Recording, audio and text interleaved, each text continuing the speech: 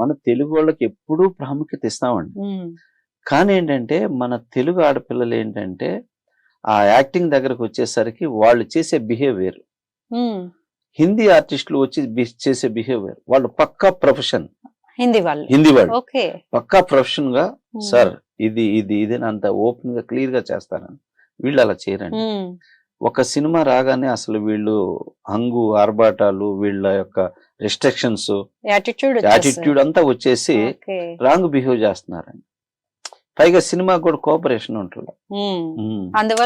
అందువల్ల కొంచెం ఏంటంటే ఎందుకు వచ్చిన తలనొప్పి, అబ్బా మన పిల్లలు వీళ్ళేం వినరు, చెప్పిన రాంగ్ థింకింగ్ లో ఉంటారు, వాళ్ళు అనుకో వస్తారు ప్రొఫెషన్ గా వర్క్ చేస్తారు, హ్యాపీగా టెన్షన్స్ ఉండవని. ఇలాంటి డిఫరెన్స్ తప్పితే వేరే ఏం లేదు. ఇప్పుడు సినిమాలన్నీ పాన్ ఇండియా మూవీస్ అయిపోతున్నాయి. అవును.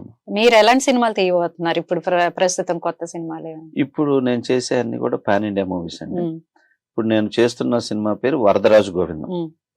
ఈ సినిమా వచ్చేసి కృష్ణుడు అభిమన్యుడు బ్యాక్ డ్రాప్ లో నేను సోషియో ఫ్యాంటసీ కింద చేశాను.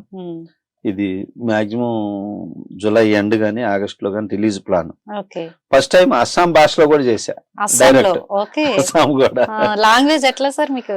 లాంగ్వేజ్ ఏంటంటే అక్కడ కో డైరెక్టర్ పెట్టుకొని మాక్సిమం పట్టేస్తామండి.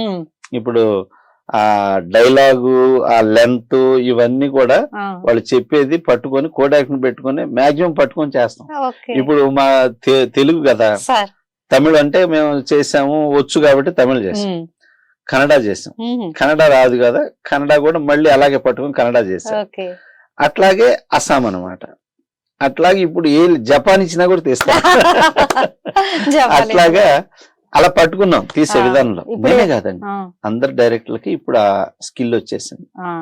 అందుకని ఏంటంటే ఇప్పుడు ఫస్ట్ టైం అస్సాంలో కూడా నేను డైరెక్ట్ షూట్ చేశాను.